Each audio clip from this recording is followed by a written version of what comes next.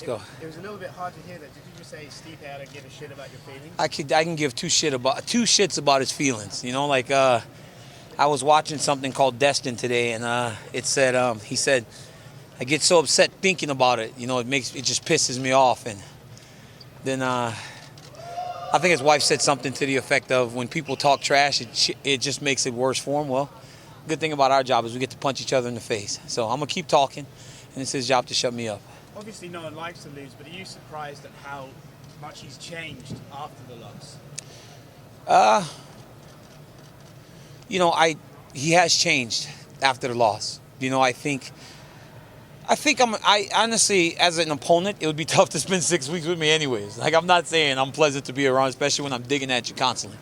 But I think he could deal with it before the first fight because that was the idea he was going to win. But I think when you lose the fight, it becomes much more difficult. So that's why you see him so pissed off at me. If he had beaten you and you'd have shown this attitude to him, do you think he would be feeling the same as you, or do you think he would understand, being that this is what he's shown you? I don't think. I don't know. We all respond differently, right? When I lose, I cry. You know, he didn't shed tears, but you know, he's been like, I'm gonna get what I feel I deserve, and that's how he's acted. So whatever. Do you think there's a chance he might be able to get into his head even a little bit more during fight week? He's But he hasn't done fight week with you yet leading into No, not yet. You know, but he's frustrated. He's frustrated from sitting from afar. Yeah, I would love for him to come in there and try to kill me and make it worse, because I'm not going anywhere. I'm gonna be in there fighting. You know, I'm not afraid of anybody. You know, and that's what I think people don't really truly get. I will, even if I lose, I'm still not afraid of you.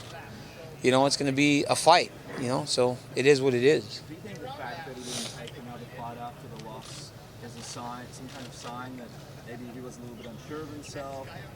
I think so. I think I love the rematch because, as I've said from the beginning, if there was not this Brock Lesnar thing, I would have fought him. I didn't want to fight him in Madison Square because I had 3 weeks, and I know he's too tough to fight on such short notice. I respect his skill way too much to take him on short notice. I wouldn't have done that. Hence the Derek Lewis fight. But I fought again and I won. You know, and I probably would have fought again if not for my back. You know, so it's just a matter of perspective. I guess he felt like he wanted to sit and wait, and that's what he did. You know, I just think that, yeah, I wouldn't have done that. When I got beat by Jones the first time, I immediately scheduled a match with Ryan Bader, right? And then Jones got in trouble and I got that title fight for the vacant title. When I lost to him again, I said, okay, I'm going to take 6 months because I got knocked out for the first time. Give myself a little bit of time to recover. But I told you guys right after, I said, 2017, I'm done, right? At July. But I fought as soon as 2018 flipped. I didn't wait much. I fought 20 days into 18 because I knew I had to try to get myself back up on the horse and see how to get back to where I wanted to be. How much do you think the layoff will impact him that you fought one more time than he has this last time you guys fought? You know, I don't know if it's going to impact him all that much. He's a veteran. You know, he's a veteran. You know, he's a guy that can fight, but I just think that it leads to a little bit of uncertainty, especially when it happens like that. I've been there. You know, when I got beat in the same building in Anaheim, when I walked to that octagon against Volkan Ozdemir, who had knocked everybody out in the first round, I was like, ugh. You know, like, I had to start fighting to realize, okay, nothing's really changed. You know, and there's going to be some time in there where he's going to have to feel nothing's changed. And then the difference was I wasn't fighting the same guy, right? Like, I fought someone different after getting knocked out by Jones. He's going to be in there with the same guy that beat him the last time. So we'll see what type of mental effect that takes on him. You said that this one, if it's not the last, it's second to last. Are you enjoying anything differently about this fight week? I take it all in all the time. I just love this, man. Like, I'm a competitor. I've been doing this my whole life. You know, I just love being in front of people. I love entertaining. I love fighting. It's just what I love to do, and this is no different than any other time. You see John Jones went on a little bit of the Twitter rant the other day. Where did that come from, do you think? I think when it comes to maybe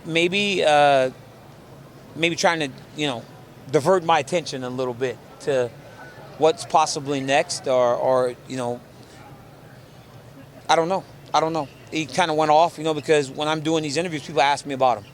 So then I talk about it, and I'm only being truthful, you know. the heavyweight champion of the world is the heavyweight champion of the world. And as I said time and time again, times have changed. You know, before, a lot of my security, not only in my legacy, but also in my financial world, was tied to him, because that's where I sold the most pay-per-views. I don't have to do that anymore. You know, and I think it doesn't sit well with him. So he wants to put himself in something that's really not involved with him. I think the book is closed on Brock Lesnar, or do you think that's still out there? I think the book's closed on Brock Lesnar. For me, at least. You know, I'm not worried about nothing that I can't control. I'm going to fight Stipe Miocic and get my hand raised. And when are you tag teaming with Cain Velasquez? You know, we may tag team in a local gym in Gilroy. Do one of those smoker shows like we used to do in Mid-South Wrestling. Put some folding chairs on the floor and go wrestle some dudes from the neighborhood. When John says, he's too scared to come down to 205, he's not going to do that, is that just the obvious case of reverse psychology and he's trying to goad you down there? I can't think for an idiot. You know, like when you look through a glass, it's like put up this glass with the whole script on the backside of it. If I say he won't do it, maybe he'll do it. It's like I'm talking to a 12-year-old. It's like my son and his friends trying to convince him to pick the guy that they want him to pick on UFC. You know exactly what it is. If I want to fight him again, I'll go to 205. And with Stipe, he found success in the clinch. Obviously, he's going to go away and try and fix that hole. Do you now have a counter to his counter? You know, one thing that I've done a really good job of in my career is I worry about what I do. And I'm very confident that if I'm myself to the best of my ability, I can beat anyone. And they've got the things to go find answers to. You know, I won the fight. There were some situations where he gave me issues, and I addressed those too. But I know how dangerous he is, but I didn't go try to reinvent the wheel. I'm the same guy. I'm the same guy that fought Gary Frazier in his first fight. You're not going to see me doing spinning back kicks and shit. You remember I tried that against Roy Nelson? It was hard. And I also tried that jumping kick against Frank Mir. It's like when I started trying to experiment with shit, I looked like an idiot. So I'm not doing it anymore. I'm just going to do what I do. Last question over there. Oh, I trained with Buchecha yesterday. Yeah, he's the best. I mean, he's the best grappler in the entire world. You know, so if this fight goes to the ground, I'm grappling with the absolute best grappler in the world. And it wasn't fun, but it was very educational.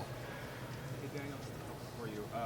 First, you know, your friend Henry Cejudo, he's really rolling Triple C. with this cringe gimmick that he's got. He's the best. If you had to guess, who's got a better shot at beating him, Shevchenko or Nunes? Oh, what? It's crazy, right? Like that. He's the one doing it. I love it, but let me tell you something, man. All I've seen that kid do his whole life is win, so nobody's beat him. Henry Cejudo's the man. Triple C's the man. King of cringe.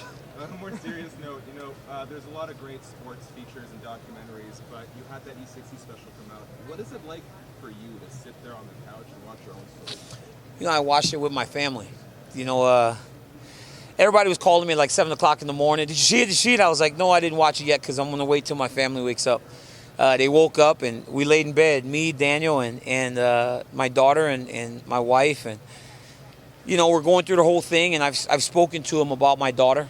And but they're kids, you know. They run around, they don't pay attention, but then when they saw it all on the screen, my daughter looked over and goes, I was going to have a sister. And then we had to kind of explain to her everything that happened. But the show did a fantastic job of it. My kids are so smart and so attentive, and they're just like the light of my life and my world. And for me to sit there and share that, my entire story with them was amazing. The ups and the downs. You know, like Selena always tells me when we're watching wrestling videos, Daniel has to see me lose too. He can't always just see the good. You know, so we show him me losing to John Jones, me losing to Kel Sanderson, me losing all those matches. And I think ESPN and Ariel Helwani and E60 did the best job of telling my story that anyone's ever done, ever. Last one on this. Between, you know, you're being the coach, you've got family to raise. At what point in your athletic career did you recognize that you've got an opportunity to be a real role model here? You know, I think when you start aspiring to be a role model to people, you fall short. You know, you don't go and chase that responsibility. You allow it to come to you. And I just know the impact that my coaches had on me. You know, when I didn't have a ride to practice, someone always picked me up. And, you know, if I didn't have certain things, people helped me. You know, Jim Ravanack was a guy that helped me go to every national tournament financially because we couldn't afford it. And it was like, I know the impact that he had on me. So I just want to make sure that I'm impacting people too. I got a lot of lessons from people. And if I can just pay it forward and give back a little bit, it's great. And I want to instill that in my family, in Daniel and Marquita, that if they become something special and they become a person that lives in the public eye, just give it back. I mean, it doesn't hurt anything. It's only time.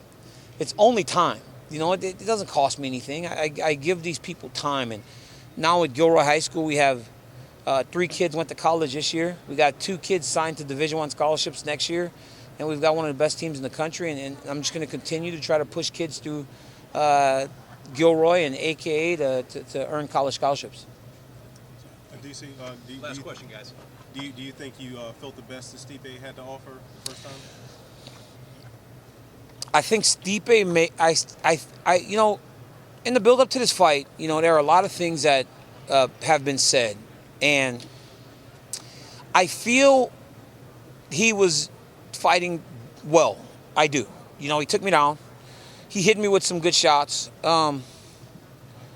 But when you listen to him talk, it's almost like I just landed a lucky punch, like I wasn't very competitive.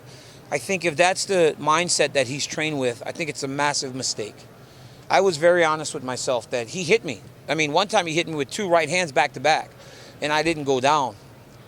That right hand landed on a lot of heavyweights, and they went to sleep. That's why I was so worried. I was like, man, if this dude lands his right hand, I'm going to bed. But then he hit me with it.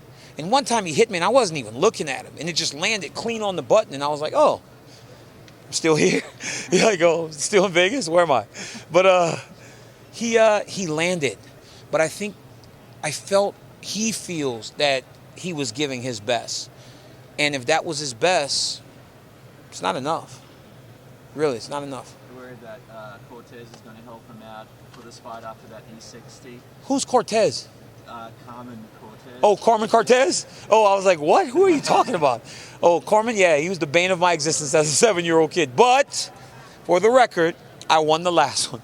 I won one whenever I was a senior in high school. Times have changed a little bit. But, hey, man, look, I'm just enjoying this. I thank you guys for coming. I appreciate each and every one of you. But, emotions don't matter in this thing. It's about a fight. It's about technical skills. And as I've said time and time again, I respect the guy. I just think I'm better than him.